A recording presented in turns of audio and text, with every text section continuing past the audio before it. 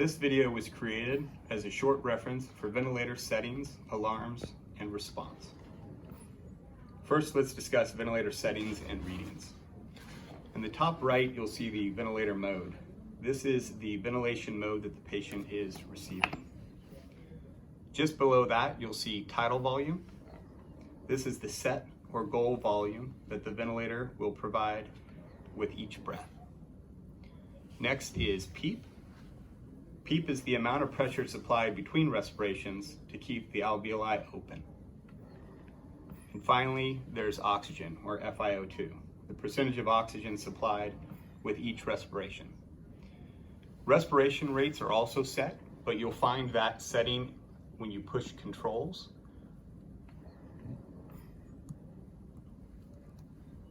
Here you see that the respiration rate is set at 12. On the left side of the screen is where you'll see the patient's response to the settings. So the third down will be the tidal volume that the patient is actually receiving, whereas before we discussed the 250 on the left. And just below that, you'll see the patient's actual respiration rate. Even if the respiration rate is set to a certain rate, the patient will be able to breathe more than that set rate, but not less. Next, let's talk about alarms. First is the high pressure alarm. A high pressure alarm indicates that the pressure is too high to deliver the ventilation.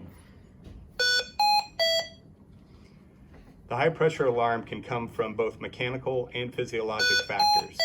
Things to consider with this alarm is the need for the patient to be suctioned, a pneumothorax, the patient biting the tube, pulmonary edema, or kinked tubing.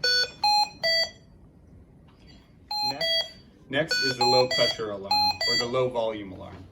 This means that the low pressure limit that has been set is not being met, or that the set tidal volume is not being delivered, indicating a leak, either partial or complete. Look for air leaks, ventilator tubing disconnection, the balloon being deflated on an endotracheal tube, or finally, the O2 failure alarm. This alarm indicates that there is insufficient O2 being delivered to the patient. When in doubt, remove the patient from the vent and bag the patient on 100% oxygen. Lastly, let's discuss what to do with ventilator alarms. First is to look. Use the acronym DOPE. Look for displacement, obstruction, consider pneumothorax, and look for equipment failure.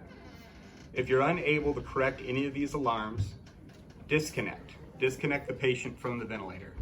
Initiate manual ventilation, and set the oxygen to 100%.